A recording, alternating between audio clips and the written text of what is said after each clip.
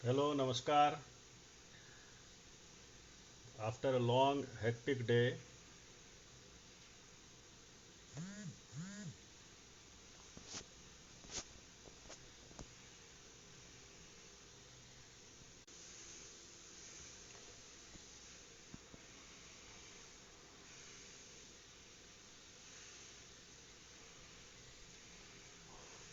নমস্কার।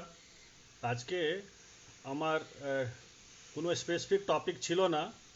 আজকে basically we are going to discuss live question and answer. Ritu, good evening. Rajdeep, good evening. Deepak, good evening. So আজকে আমাদের ছিল live question and answer. আমি আজকে কিছু বলবো না, আপনাদের কোনো কোয়েরি থাকলে, আপনাদের কোনো কোশ্চেন থাকলে, তাহলে সেটা I will answer one by one. কিছু কোশ্চেন আমি পেয়েছি থ্রু হোয়াটসঅ্যাপ। তো আপনাদের কিছু না থাকলে then I will start from the WhatsApp questions. নিরামিয়ার একটা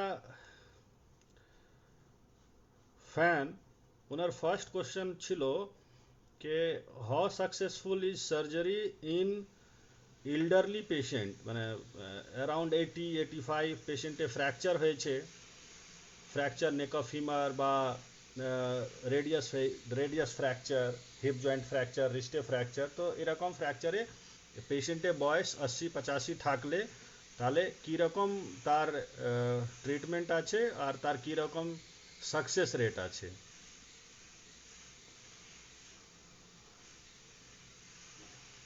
আচ্ছা, অর্থোপেডিক্সে ফ্র্যাকচারটা যেটা দু রকম ফ্র্যাকচার হয়। একটা হয় বুঝতে গেলে,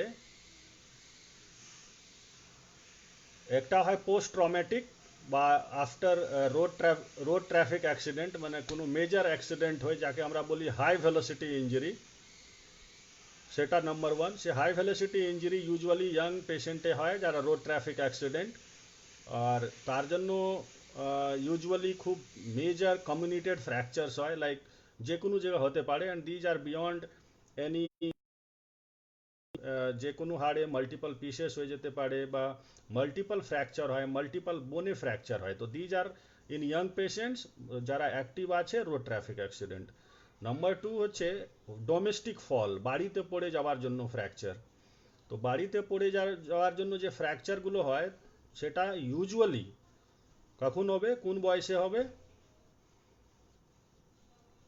আমাদের হাড় নরম হয়ে যাওয়ার পর, মানে যাকে আমি আগে একটা সেশন ছিল আমার অন অস্টিওপোরোসিস, হাড় নরম হয়ে যাওয়ার পর ইভেন মাইল্ড ট্রমা, একটু পড়ে গেলে, পা পিছলে পড়ে গেলেন বা জাস্ট একটু বাথরুমে স্লিপ করে গেলেন, তো ফ্র্যাকচার হয়। যেটা most common is fracture neck of femur, মানে হিপ জয়েন্টে বল ভেঙে যাওয়া আর রেডিয়াসে ফ্র্যাকচার।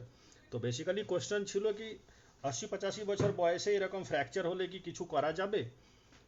তো নাম্বার ওয়ান, আমি আমার পেশেন্টগুলোকে বলি দেখুন 80-85-90 বছর আমাদের জন্য বিরাট কিছু ইস্যু নেই, বিকজ আমরা most of the domestic fall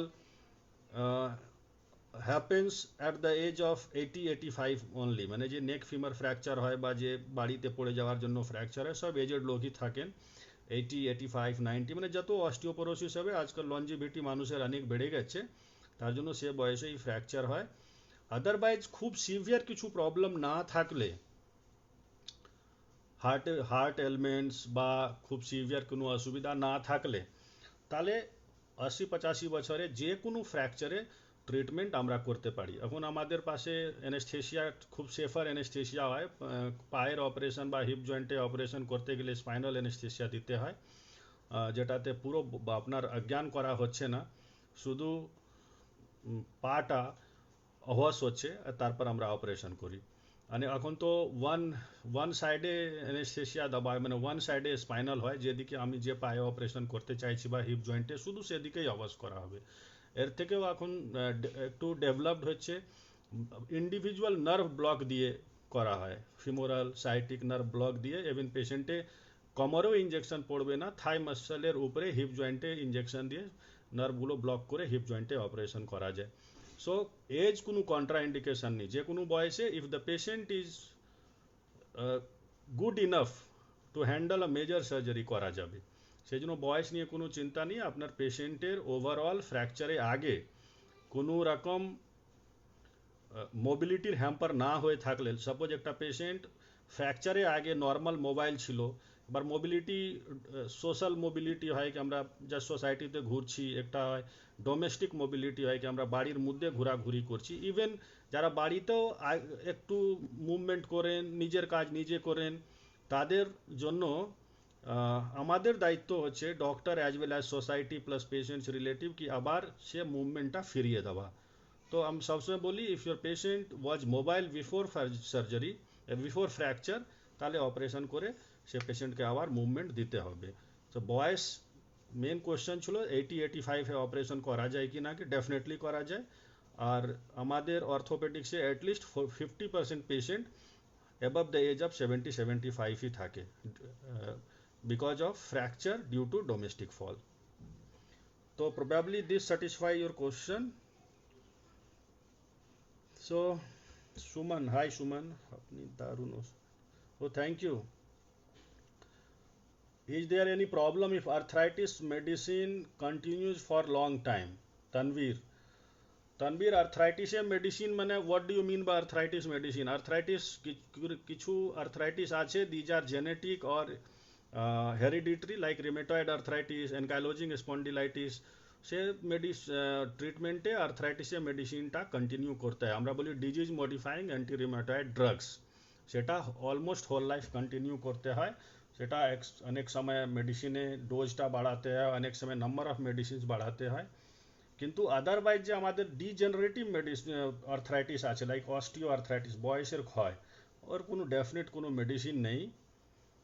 exercise করতে হবে আর সিমটোম্যাটিক ট্রিটমেন্ট, আর কিছু মেডিসিন যেটা সাপ্লিমেন্টস, গ্লুকোসামিন, ডাইসেরিন, এরকম সব কিছু সাপ্লিমেন্টস আছে যেটা আমরা সব লিখি, সেগুলো you can continue it for a long time, অসুবিধা কিছু নেই। কিন্তু রিমেটয়েড আর্থ্রাইটিস বা অন্যরকম ক্রনিক আর্থ্রাইটিসে if you take medicines for a long time, আপনার কিছু টেস্ট করে রেগুলার বেসিসে দেখতে হয়। লিভারে, কিডনির রেগুলার বেসিসে 3 মাস বা 6 মাস অন্তর অন্তর টেস্ট করে দেখে নিতে হয়। তো yes, the answer is partially yes, কারণ সব পেশেন্টে তো আমরা সবসময় মেডিসিন কন্টিনিউ করি না। প্রিয়াঙ্কা, সুজয়, হাই।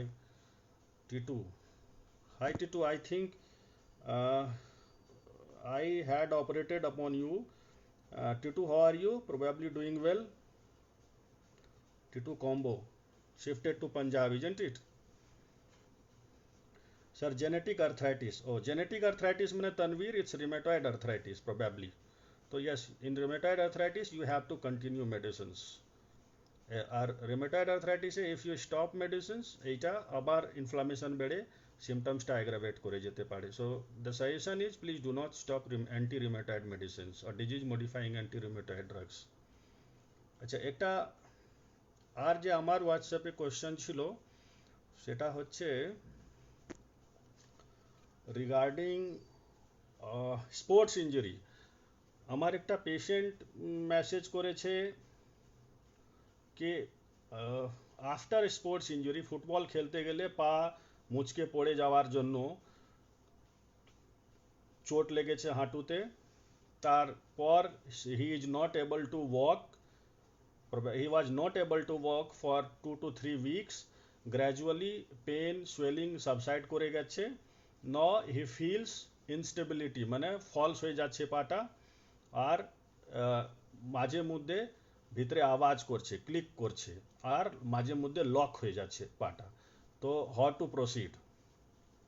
আচ্ছা, স্পোর্টস ইঞ্জুরি যেটা ফুটবল খেলার সময় বা যে কোনো কন্ট্যাক্ট স্পোর্টস খেলার সময় যে ইঞ্জুরিগুলো হয়, সেটা বেসিক্যালি 3টে লিগামেন্ট আমাদের খুব কমনলি ইনভলভ হয়। That one is anterior cruciate ligament, আমি নি ক্ষেত্রে বলছি, anterior cruciate ligament, then posterior cruciate ligament and menisci. তো এসিএল, অ্যান্টেরিয়র ক্রুশিয়েট লিগামেন্টকে এসিএল বলা হয়।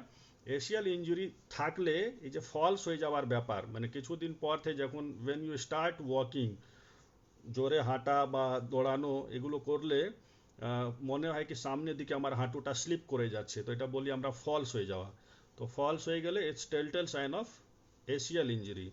আর এই যে লক হয়ে যাওয়ার ব্যাপারটা থাকে, লক হয়ে যাওয়া বা ভিতরে ক্রেপিটেশনস হওয়া, আওয়াজ করা, সেটা বেসিক্যালি মেনিসকাস ইঞ্জুরির জন্য হয়।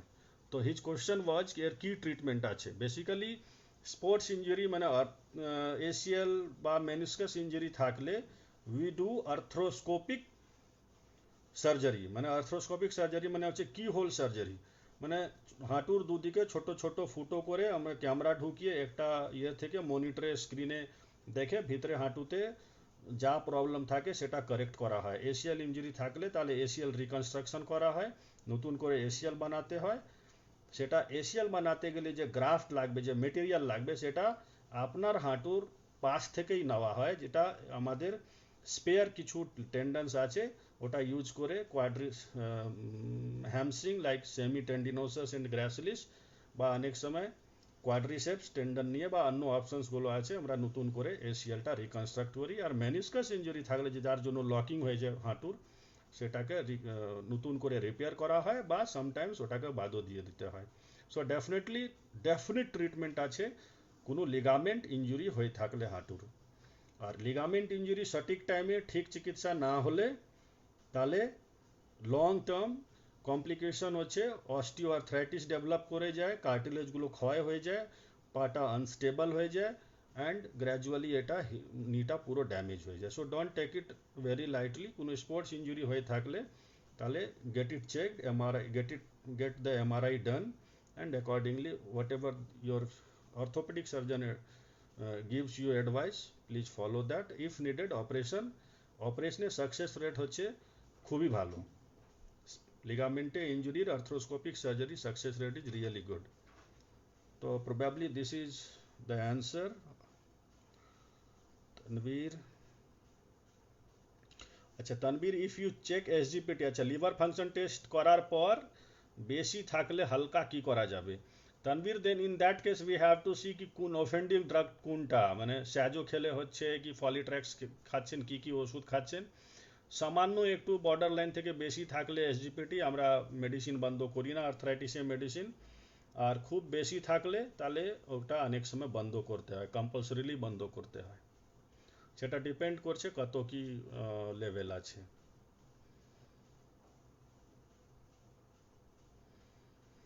बसंत राज, hello Basant. so please guide for trigger finger problem। अच्छा, trigger finger, probably you all have heard about trigger finger। trigger finger কি জিনিস? এই আমাদের এই আঙ্গুল আছে, এই আঙ্গুলের এই জায়গাটা, এই যে আমার এই মুভমেন্ট হচ্ছে আঙ্গুল, এই ভাঁজ করছি বা সোজা করছি, ভাঁজ করতে গেলে শিরাগুলো থাকে, এখান থেকে টেন্ডনস থাকে, সে টেন্ডনের কাজ হচ্ছে এটাকে ভাঁজ করা, এমনি হয় না। এই টেন্ডনের কাজ হচ্ছে ভাঁজ করা, এটা করছে। এই জায়গাতে একটা পুল্লি আছে যেটা যার থ্রু এই টেন্ডনসগুলো যায়। এবার ট্রিগার ফিঙ্গারে কি হয়, এরকম জায়গাতে আপনার মাংস জমে যায়, মানে যে পুল্লি থাকে তা সেটা ইনফ্লেমড হয়ে যায়, মোটা হয়ে যায়। এই মাংস জমে যাওয়ার জন্য যে টেন্ডন যার কাজ হচ্ছে ভাঁজ করা, সেটা আটকে যায় এখানে। আটকে যাওয়ার জন্য যখন আপনি ফোল্ড করবেন আঙুলটা, এটা লক হয়ে যাচ্ছে, আর খুলতে চায় না। তাহলে এই কটাস করে আস্তে করে খুলতে গেলে কট করে খুলে। তো because it sounds like triggering, তার জন্য এটাকে বলা হয় ট্রিগার ফিঙ্গার। আর থাম্বে হলে এই জায়গাটা, এই আঙুলটা আটকে গেলে, লক হয়ে গেলে আর কাট করে খুললে তাকে বলি trigger thumb. So trigger finger and trigger thumb দুটোই হচ্ছে problem related with fingers and thumb. Usually প্রবলেমটা খুব সিভিয়ার কিছু হয় না, এই মুভমেন্টে এটা লক হয়ে যায় আর জোর করে খুললে, কাট করে খুলে। Treatment is very simple. Ice pack, inflammation জন্য অ্যান্টি ইনফ্লামেটরি আইস প্যাক দিতে হয়। আর আমি সবসময় বলি এক্সারসাইজ, এই ফুল এক্সারসাইজ করলে, পুরো সোজা করলে, পুরো ফোল্ড করলে, এই কমপ্লিট মুভমেন্ট করলে ট্রিগার ফিঙ্গারে এই যে লকিং ব্যাপারটা সেটা আস্তে আস্তে করে রিলিজ হয়ে যায়। আর একটা এখন বলা হয় এই এর উপরে যেখানে মাংস জমে থাকে, you can feel the thickness, এখানে দেখবেন একটু উঁচু হয়ে আছে, সেটা মাংস জমে থাকলে এটাকে আস্তে আস্তে আস্তে করে হালকা একটা এর উপরে ম্যাসাজ, সুপারফিশিয়াল ম্যাসাজ করতে বলা হয়, যেটাতে এই ডিজলভ করতে এক্সট্রা লেয়ার অফ সফট টিস্যুকে ডিজলভ করতে এটা হেল্প করে। সো ইন 90% অফ কেসেস এই movement, ice pack and soft gentle massage plus few medicines 90% লোকে এটা কিওর হয়ে যায় জাস্ট এটুকু করলে। যাদের হয় না তাদের জন্য নেক্সট অপশন হচ্ছে এখানে এই থিকেন্ড পুল্লির উপরে ইঞ্জেকশন দিতে হয়। ইঞ্জেকশন দিলে কিছু লোকে ডিজলভ হয়ে যায়, কিছু লোকে ডিজলভ হয় না। যাদের ডিজলভ হয় না ইঞ্জেকশন দেওয়ার পরও, বা যার কনজারভেটিভ মানে এই মেডিসিন অ্যান্ড এক্সারসাইজ করেও ঠিক হচ্ছে না, the next option, probably the best option is surgery. ছোট্ট একটা এখানে কেটে জাস্ট একটা বা দুটো সেলাই করতে হয়, ওই যে মাংস জমে যায় সেটাকে আমরা বাদ দিয়ে দিই। So it's very easy, pretty easy surgery, আর 100% কিওর রেট আছে। সো ট্রিগার ফিঙ্গার হলে বা ট্রিগার থাম বলে 90% লোকে জাস্ট একটু এক্সারসাইজ করে, একটু আইস প্যাক দিলে, ফিউ মেডিসিনস নিলে ঠিক থাকে, don't worry. Trigger finger done. Niladri, hi Niladri, not such a Folitrax। Tanveer, again Tanveer talking on arthritis ki SGPT বেড়ে গেছে, arthritis medicine বেশি দিন খেলে লিভারে প্রবলেম হয়েছে, and he is saying that Folitrax নেওয়া হচ্ছে for a long time and gabapentin। আচ্ছা, লিটল বিট বেশি হলে Tanvir, I think there is nothing to be worried about.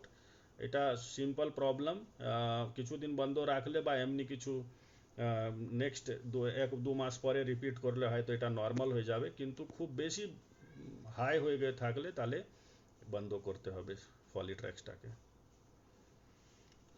Sheila Shah, my mother is 65 years old. Her general condition is good, but she is very serious neck pain last 3 days.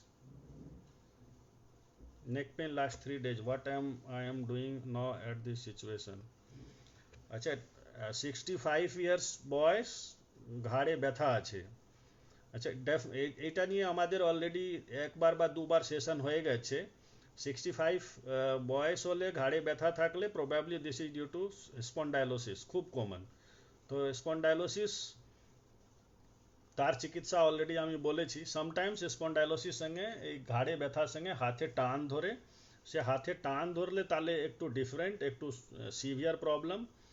আর শুধু ঘাড়ে ব্যথা থাকলে তাহলে অত চিন্তা করার কিছু নেই। কনজারভেটিভ ট্রিটমেন্ট মানে আইস, ওয়ার্ম প্যাক, মেডিসিনস, প্যারাসিটামল বা অনেক সময় কিছু পেন কিলার, এগুলো নিলে আর লেটার অন এক্সারসাইজ শুরু করলে, এক্সারসাইজ কন্টিনিউ করলে usually cervical spondylosis at the age of 65 ঠিক থাকে। কিন্তু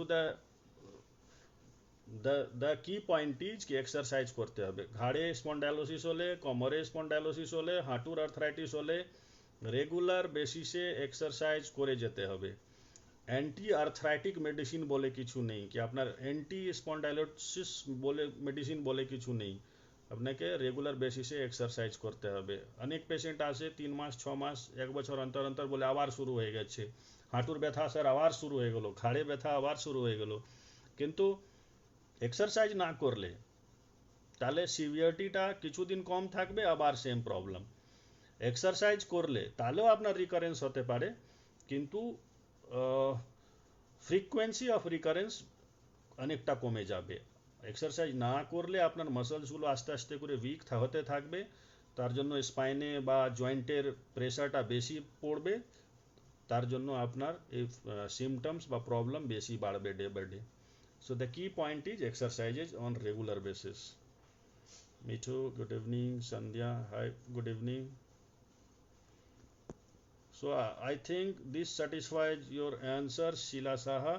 আচ্ছা, আপনার হাতে কোনো টান থাকলে বা ঝিঝি থাকলে বা কামড়ানোর ভাব থাকলে ঘাড়ে স্পন্ডাইলোসিস জন্য, ঘাড়ে ব্যথার জন্য, which usually happens, তাহলে অনেক সময় ফিজিওথেরাপি করতে হয়, মেশিন দিয়ে ইলেকট্রোম্যাগনেটিক রেজ দিতে হয়, লাইক আইএফটি, ইউএসটি, এগুলো আলট্রাসোনিক থেরাপি এগুলো করতে হয়।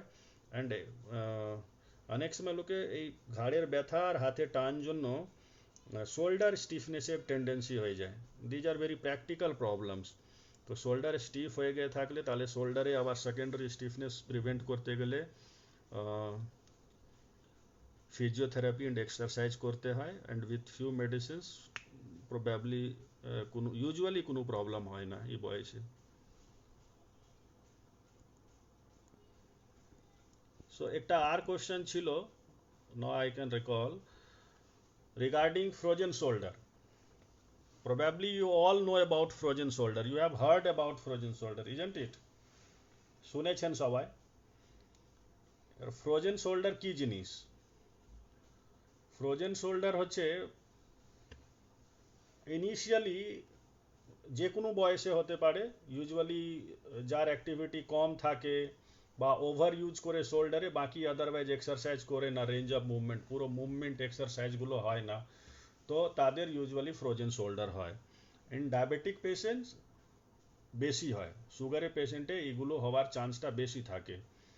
তো ফ্রোজেন শোল্ডারে বেসিক্যালি ভিতরে শোল্ডার জয়েন্টটা ফ্রিজ হয়ে যায়, আমরা বলি ইয়োর শোল্ডার ইজ ফ্রোজেন, আপনার শোল্ডার আটকে গেছে, ফ্রিজ করে গেছে। কেন ফ্রিজ করে? তার শোল্ডার জয়েন্টে ভিতরে ইনফ্লামেশন জন্য, এটা আস্তে আস্তে করে ভিতরে অ্যাডহেশনস হওয়ার জন্য ওটা ফ্রিজ করে যায়। তো how it starts, initially frozen শোল্ডারের সিমটমস হচ্ছে just mild pain. Initially mild pain দিয়ে এটা শুরু হয়, সবসময় একটা ব্যথা, শোল্ডার জয়েন্টে ব্যথা। If you notice the symptoms at early stage, খুব তাড়াতাড়ি এটা আপনি বুঝতে পারলে, তাহলে একটু ট্রিটমেন্ট করলেই, নিজে ট্রিটমেন্ট করলেই ঠিক হয়ে যায়। কি ট্রিটমেন্ট আছে? Just keep moving the shoulder, shoulder জয়েন্টে এক্সারসাইজ করা। একটু তুললে মনে হবে কি একটু ব্যথা লাগছে, বাট এক্সারসাইজ করলে, আইস প্যাক দিলে আর কিছুদিন প্যারাসিটামল খেলে আর্লি স্টেজেই ঠিক হয়ে যায়। কিন্তু মুশকিল হচ্ছে মোস্ট অফ দ্য পেশেন্টস এই আর্লি স্টেজে একদমই বোদার করে না। তার কি হয়, নেক্সট স্টেজ কি হয়, সিভিয়ার পেন শুরু হয়, এই শোল্ডার জয়েন্টে ব্যথা শুরু হয় আর মুভমেন্ট পুরো চলে আসে, বাট উইথ ডিফিকাল্টি, প্রবলেম, মানে তুলতে গেলে লাস্ট দিকে প্রবলেম হয়।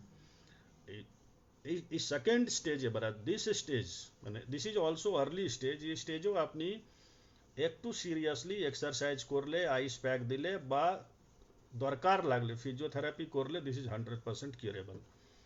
তো ফ্রোজেন শোল্ডারে ফার্স্ট স্টেজ হলো আর্লি জাস্ট মাইল্ড পেন, যেটা খুব ভালোভাবে ঠিক হয়ে যায় জাস্ট 2 4 5 দিন 7 দিন একটু কেয়ার করলে।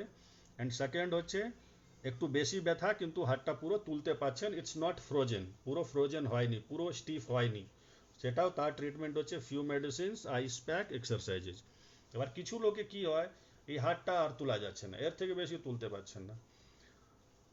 বাড়ির লেডি দের প্রবলেম হয় এই চুল বাঁধতে পারছি না বা পিছন থেকে ব্লাউজের হুক লাগাতে পারছি না।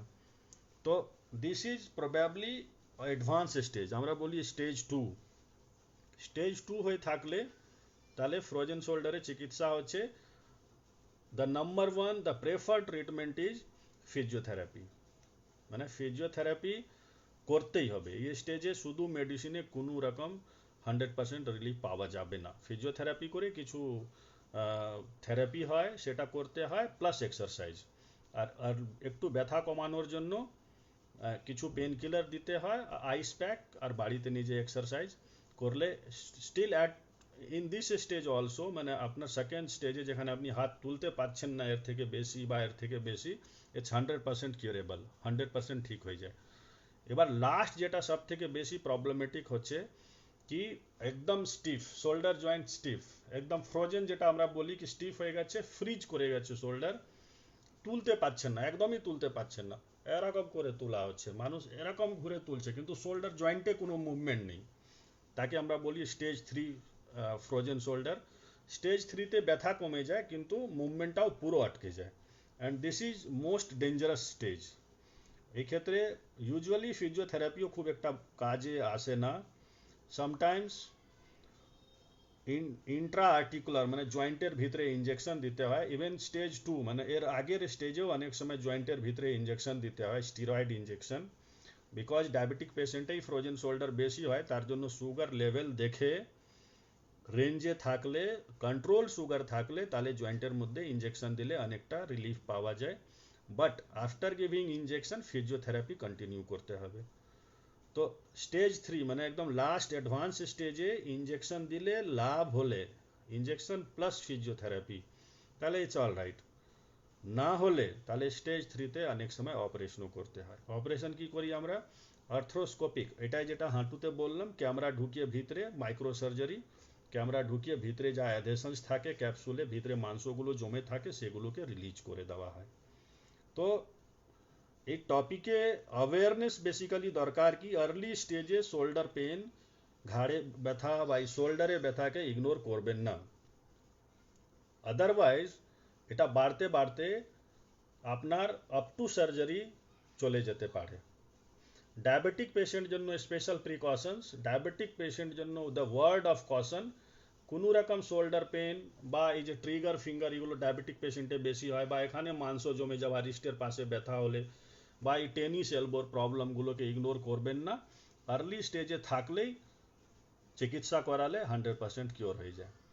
এই শোল্ডার জয়েন্টে ইঞ্জেকশন নিয়ে লোকের খুব ভীতি আছে, খুব ভয় আছে। অনেক আমার পাশে এরকম কোশ্চেনও এসছে কি শোল্ডার জয়েন্টে ইঞ্জেকশন কি ব্যাপার। শোল্ডার জয়েন্টে ইঞ্জেকশন মানে এই যে আমাদের এদিকে বল এদিকে সকেট থাকে, এই বল সকেট এর মধ্যে অ্যাডহেশন সেটা হয়ে গিয়ে থাকলে, ভিতরে ব্যথা থাকলে আমরা বাহির থেকে এই জায়গাটা জয়েন্টের ভিতরে ইঞ্জেকশন দিই। এটা হাড়ে ইঞ্জেকশন হয় না। লোকের একটা নর্মাল থিঙ্কিং আছে কি জয়েন্টের ভিতরে ইঞ্জেকশন, মানে হাড়ে ইঞ্জেকশন দিচ্ছে। No, it's not into the bone, it's inside the joint, জয়েন্টের ভিতরে, মানে দুটোর মাঝখানে ইঞ্জেকশন দেওয়া হয়। তার দেওয়ার পদ্ধতি হচ্ছে, টেকনিক হচ্ছে, আগে যেটা ফলো করা হতো একদম এমনি আমরা দেখে দেখে ফিল করে আমাদের এক্সপিরিয়েন্স হিসাবে ভিতরে নিডিল দিয়ে স্টেরয়েড ইঞ্জেকশনটা পুশ করে দিতাম। সেটাতে দেখা গেছে হার্ডলি 30-40% টাইম আমরা ঠিক জায়গা পৌঁছাতে পারি। সেটাকে ওভারকাম করার জন্য এখন আমাদের পাশে বেস্ট ট্রিটমেন্ট আছে, যেটা আমি আমার নিরামিয়াতে প্র্যাকটিস করি।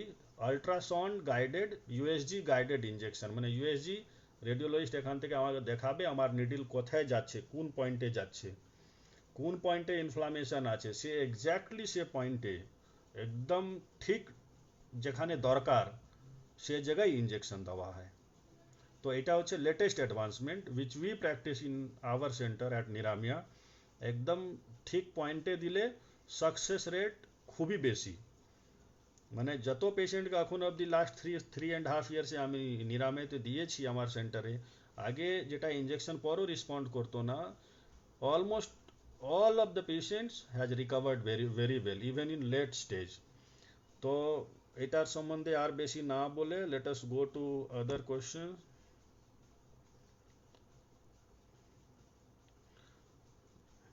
Welcome Basant. Good evening. Hello Raju. I went you for knee problem and pain in left waist upper part to lower thigh. You provided medicines as I was suddenly felt and stopped your medicine for few days. Now I am taking.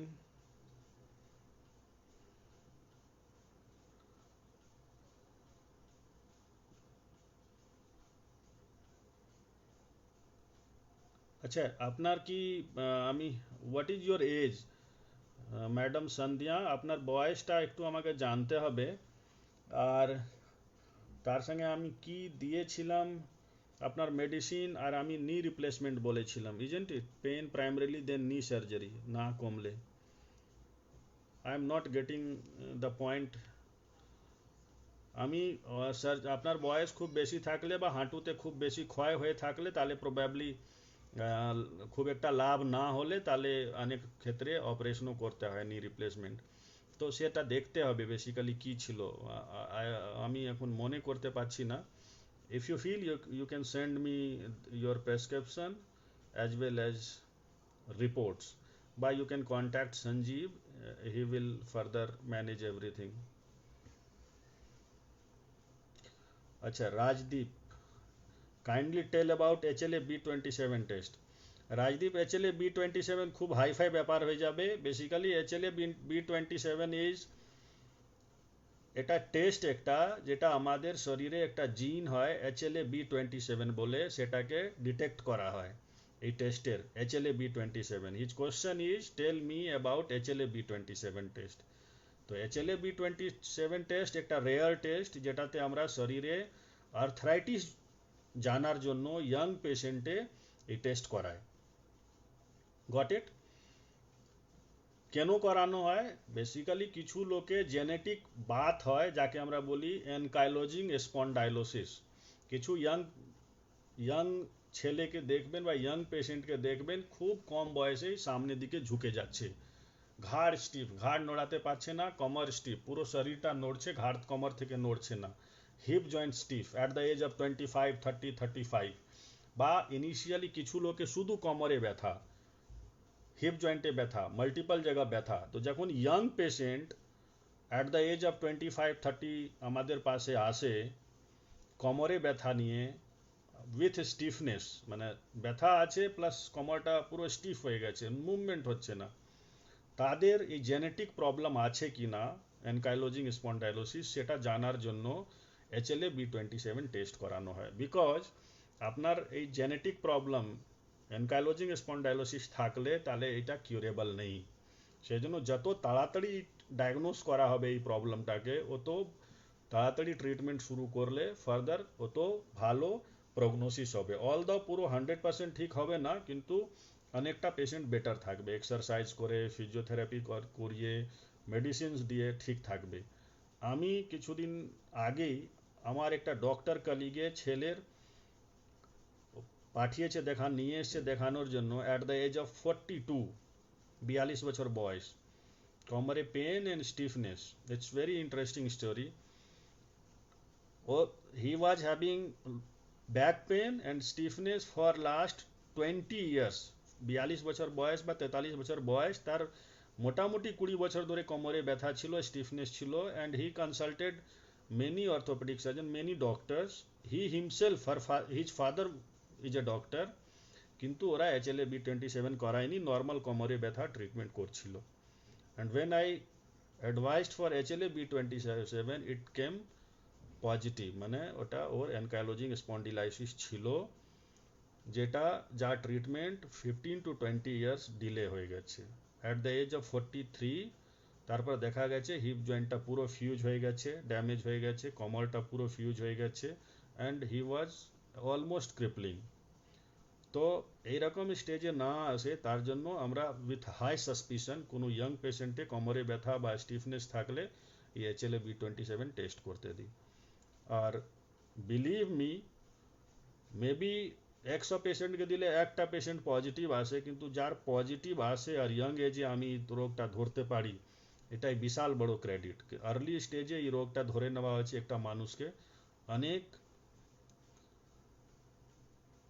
ফিউচারে অনেক ভালোভাবে রাখা যেতে পারে with medicines, exercise and all precautions. So I think Rajdeep ঠিক আছে। আচ্ছা, madam Sandhya Das, my age is 69।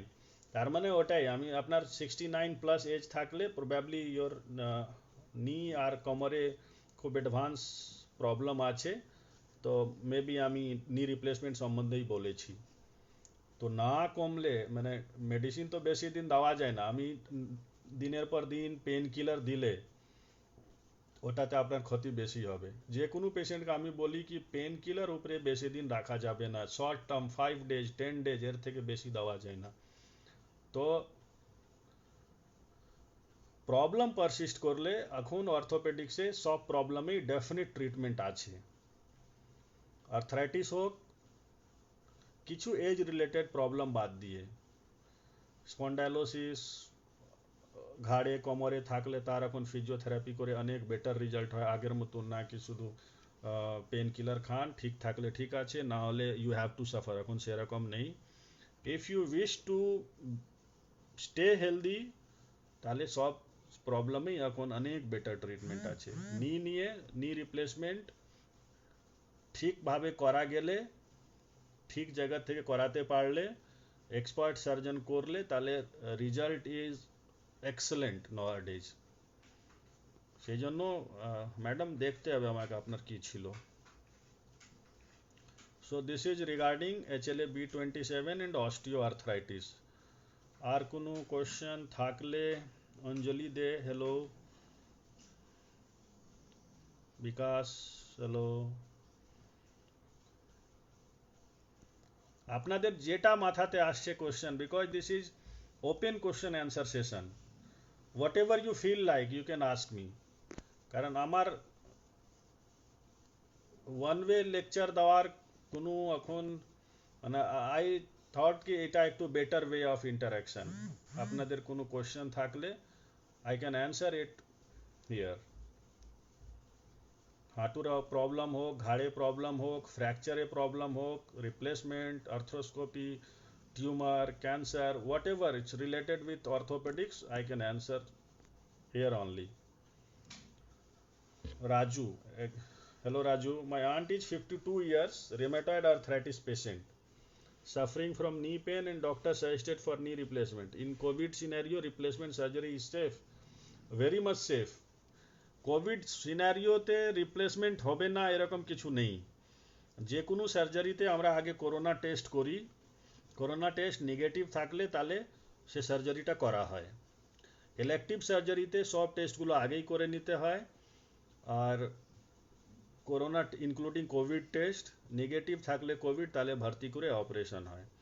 Suppose somebody is COVID positive, আমি টেস্ট করে দেখলাম এসিমটোম্যাটিক পজিটিভ আছে, তাহলে সে পেশেন্টে ট্রিটমেন্টটাকে ডেফার করা হয় ফর 10 to 15 days। আবার 15 days পর কোভিড নেগেটিভ হয়ে গেলে উই ক্যান প্রসিড। কিন্তু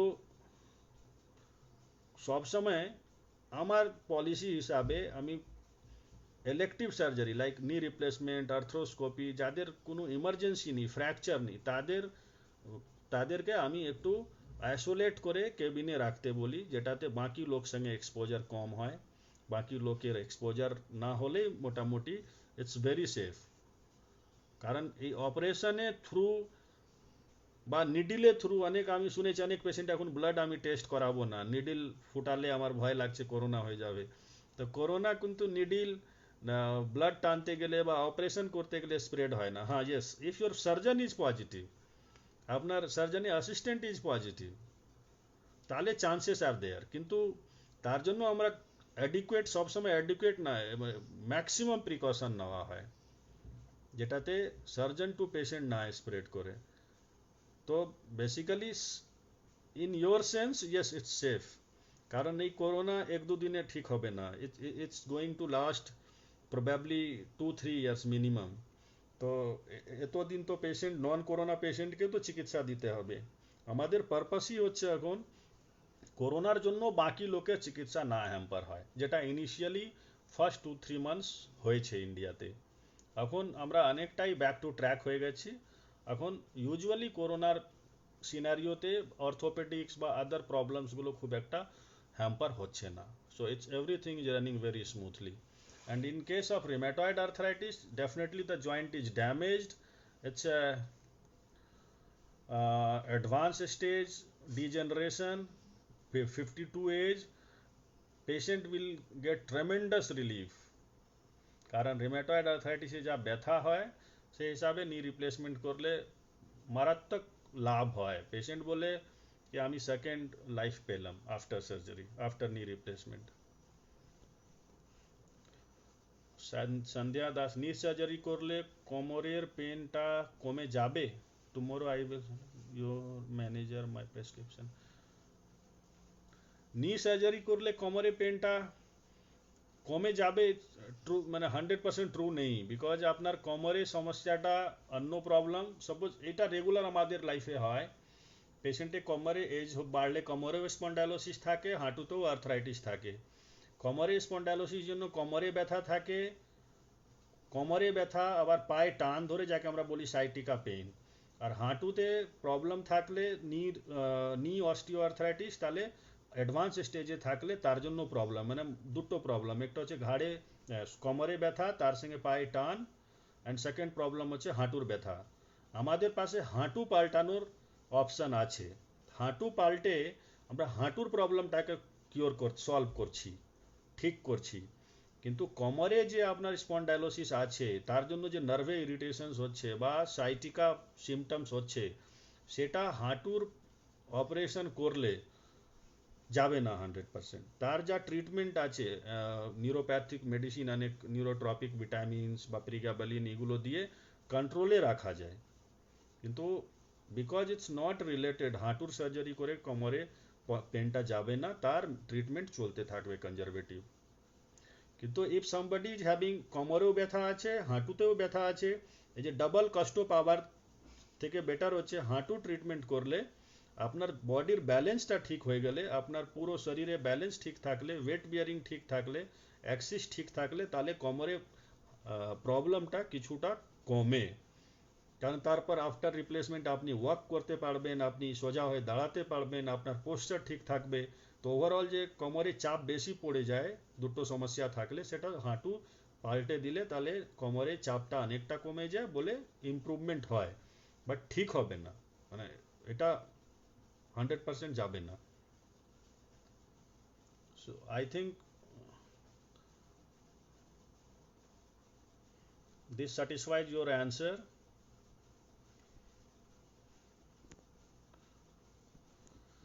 আচ্ছা, আর একটা আমাদের প্রবাবলি এখন কোনো ফ্রেশ কোশ্চেন নেই, তাহলে আমার পাশে আহ, একটা কোশ্চেন এসেছিল রিগার্ডিং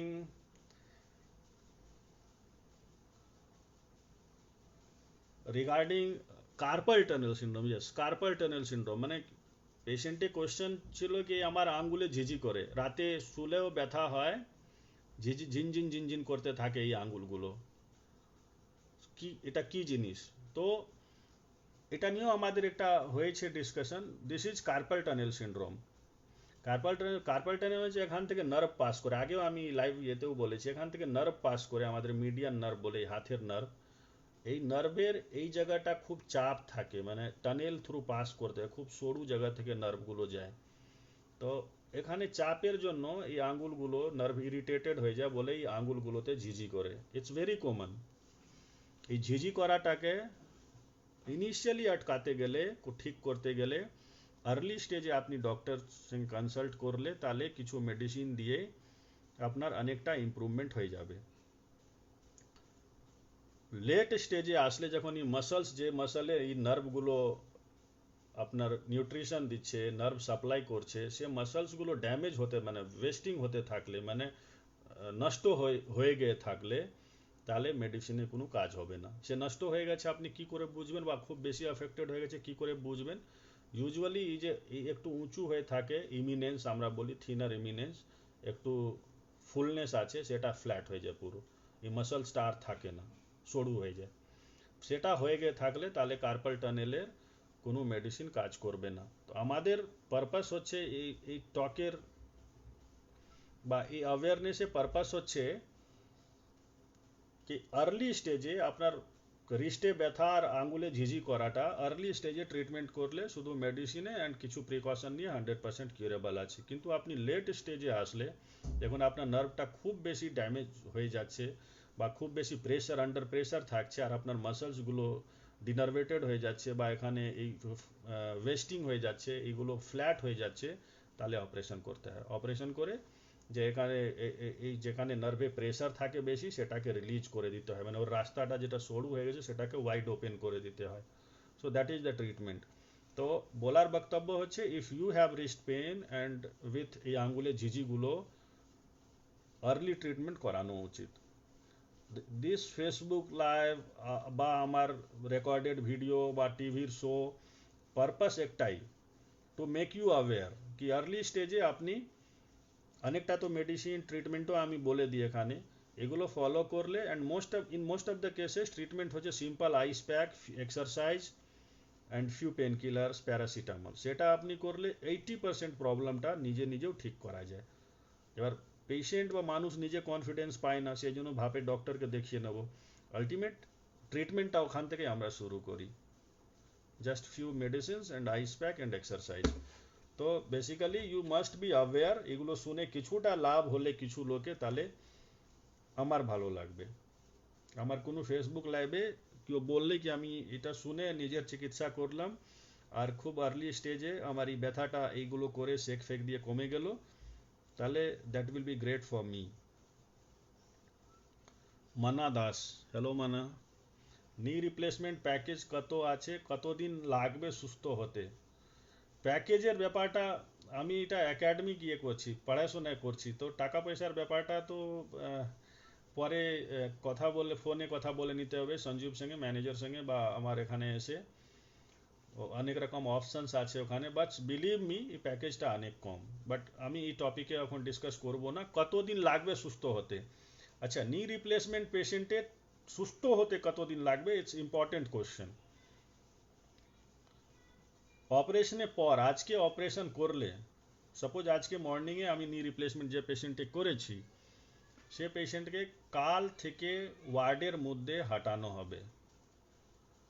তাহলে রিকভারি শুরু হয়ে যাচ্ছে ডে 1 থেকে।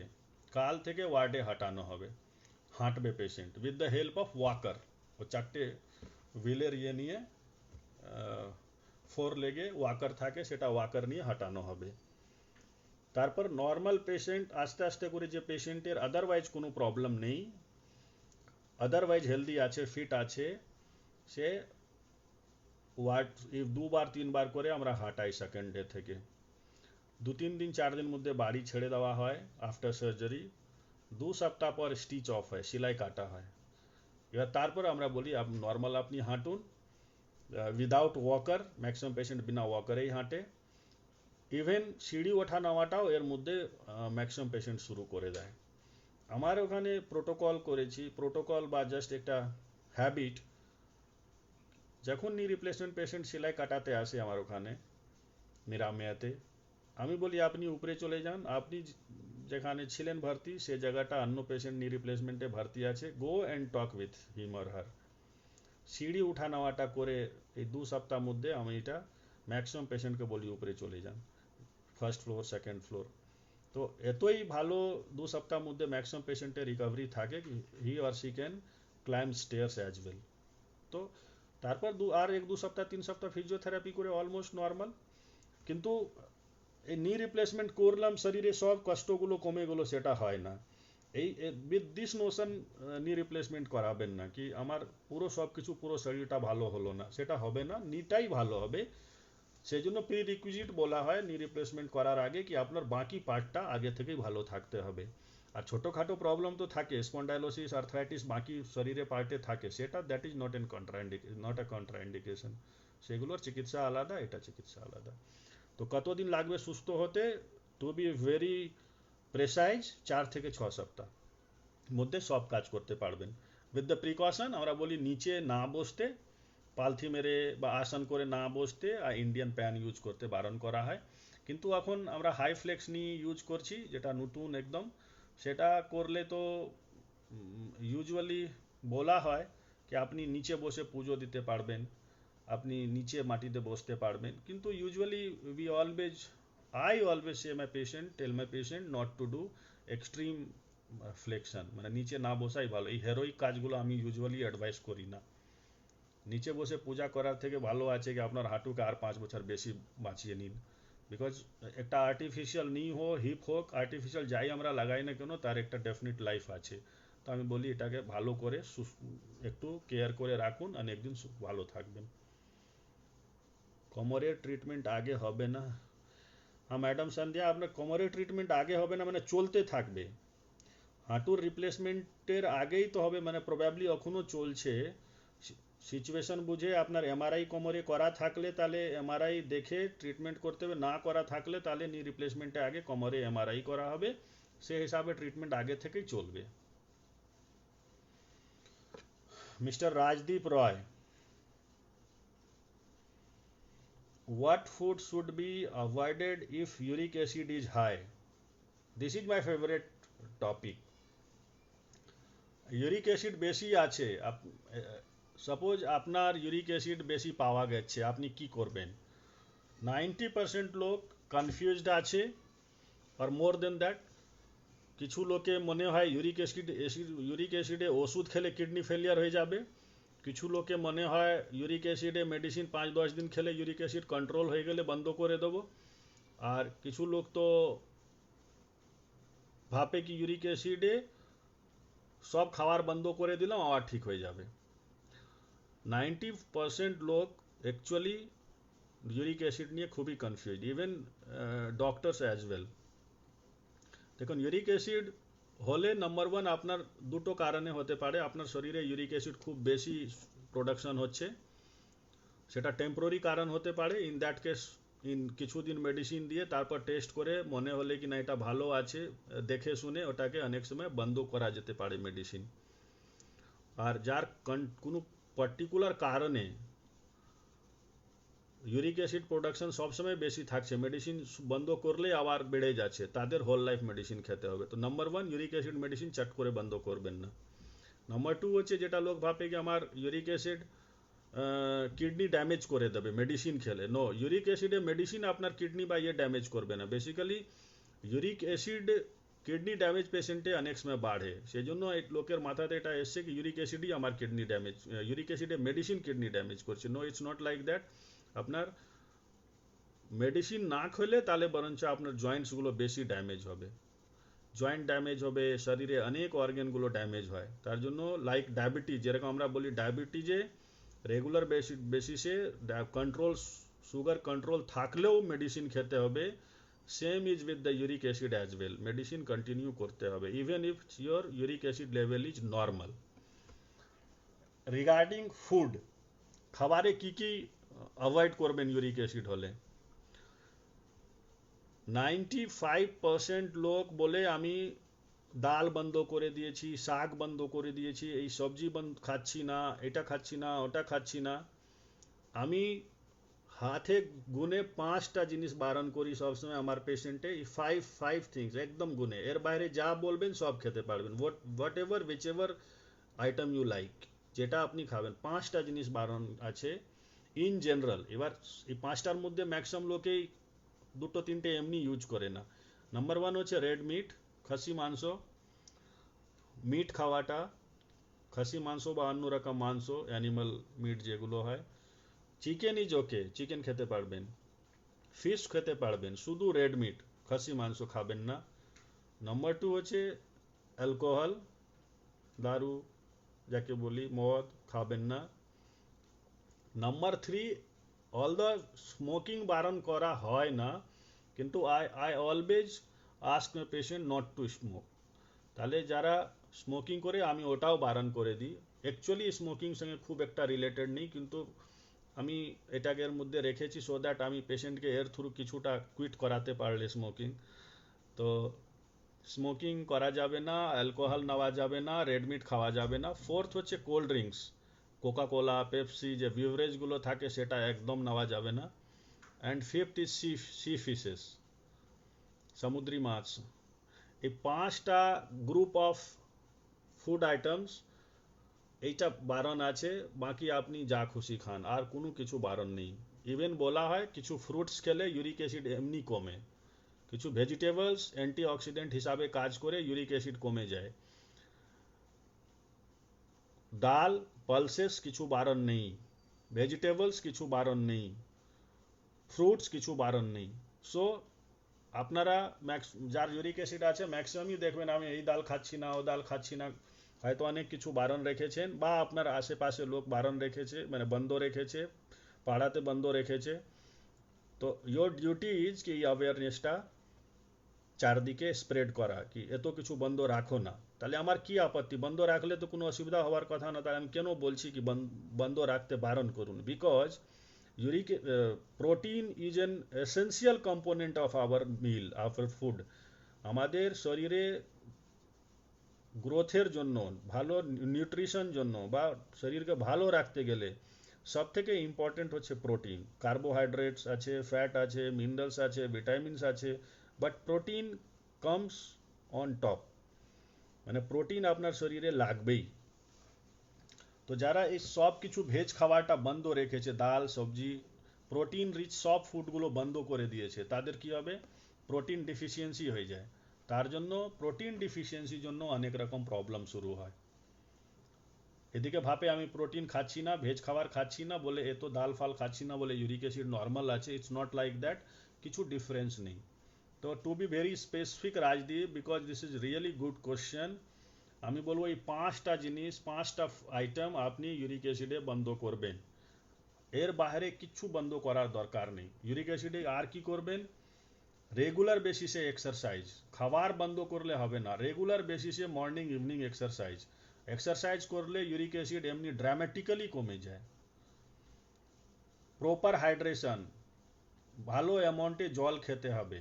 ডিহাইড্রেশন হলে ইউরিক অ্যাসিডে প্রবলেম বাড়ে, জয়েন্টে ইউরিক অ্যাসিড প্রেসিপিটেট ক্রিস্টালস জমে যায়, তার জন্য ব্যথা শুরু হয়ে যায়, তো জয়েন্টকে ড্যামেজ করে দেয়। তো ভালো জল খাওয়া, লিকুইড নেওয়াটা দরকার, আর রেগুলার বেসিসে এক্সারসাইজ করাটা দরকার।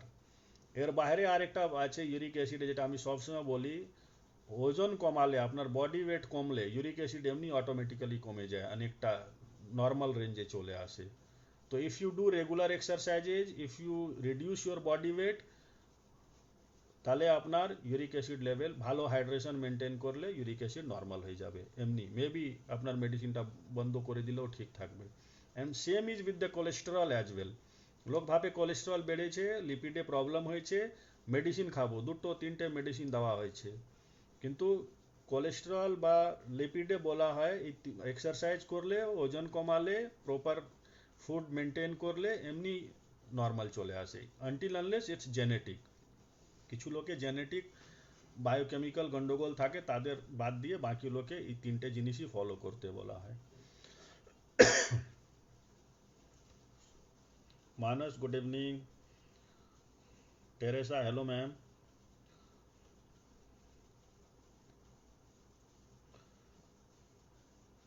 अच्छे, mister Tanvir Hussain, should any food to avoid for arthritis patient like sugar?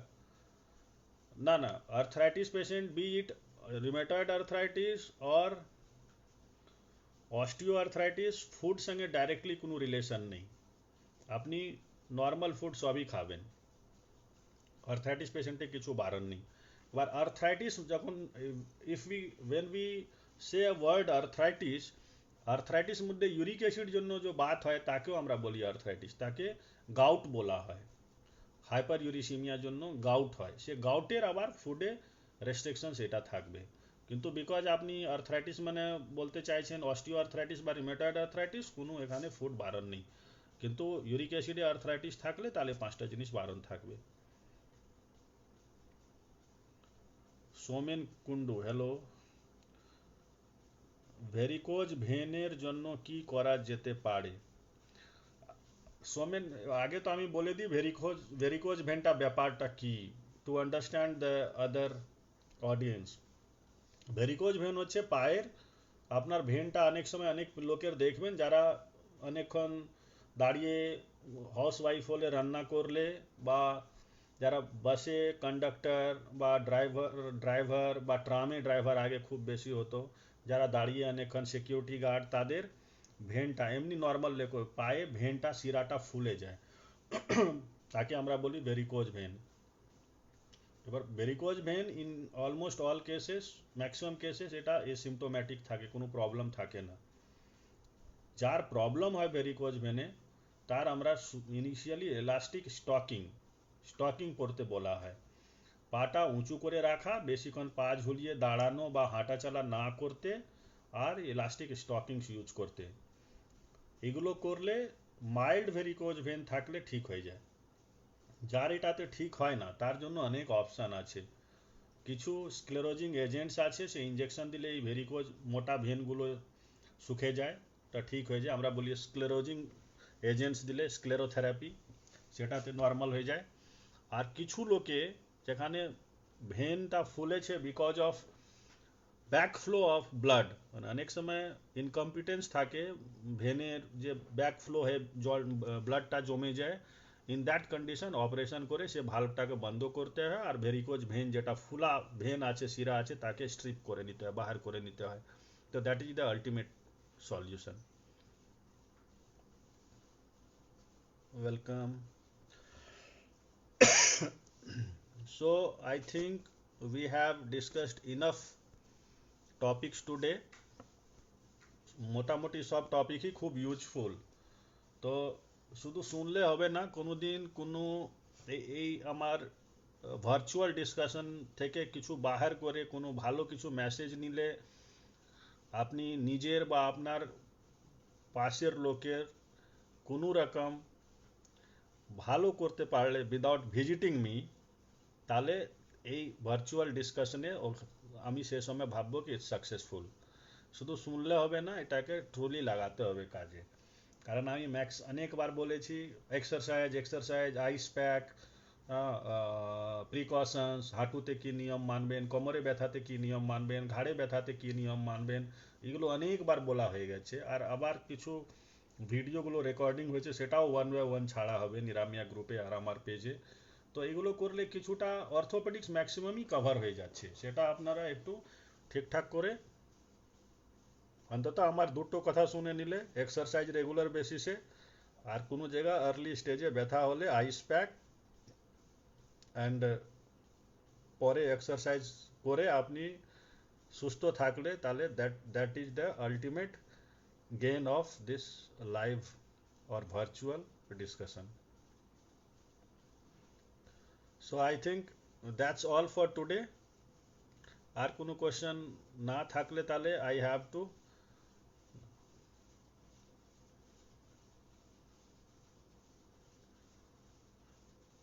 Somen, next কবে আসবেন?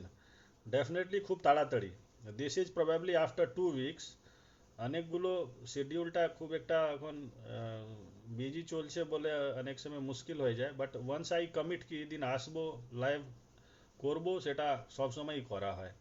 তো প্রবাবলি 1 সপ্তাহ 10 দিন পরে আবার কিছু ভালো টপিক পেলে নেক্সট টাইম আবার ডিসকাশনে আসবো। Most of the topics I have covered. কিছু আর আছে, বেসিক্যালি যত দিন যাচ্ছে কমপ্লিকেটেড টপিকগুলো শুরু হয়ে যাচ্ছে বলে, যেটা আপনাদেরও বুঝতে অসুবিধা হয়, সেটাকে বোঝাতে গেলে খুব ধৈর্য নিয়ে বোঝাতে হয় বা শুনতে হয়। নর্মাল হাঁটুর ব্যথা সবাই বুঝে, তার উপরে যখন গেলে তাহলে একটু ধৈর্য নিয়ে শুনতে হয়, বোঝাতে হয়। সেটাতে অনেক লোকের বোরিং মনে হয়। কিন্তু কোনো ইন্টারেস্টিং টপিক পেলে, আপনাদেরও কোনো সাজেশন থাকলে ওটা ইফ ইউ সাজেস্ট, সেই হিসাবে খুব তাড়াতাড়ি আবার নেক্সট ফেসবুক লাইভে আসবো। এতদিন জন্য ভালো থাকুন, ঠিক সুস্থ থাকুন, আর একটু যেগুলো বলা হচ্ছে ওটা বাড়িতে অ্যাটলিস্ট ডেলি এক্সারসাইজ করুন। করোনাতে অনেক লোকের অনেক সময় পাওয়া গেছে, এটাতে জাস্ট এক্সারসাইজ করুন। কোমরে এক্সারসাইজ, ঘাড়ের এক্সারসাইজ, এরোবিক এক্সারসাইজ, কিছু না পেলে অন্তত ডান্স করুন। এটা করলেও শরীরে অনেক রকম সুবিধা হবে। So all the best for everyone. Thank you. আমি ফিনিশ করছি, টাটা।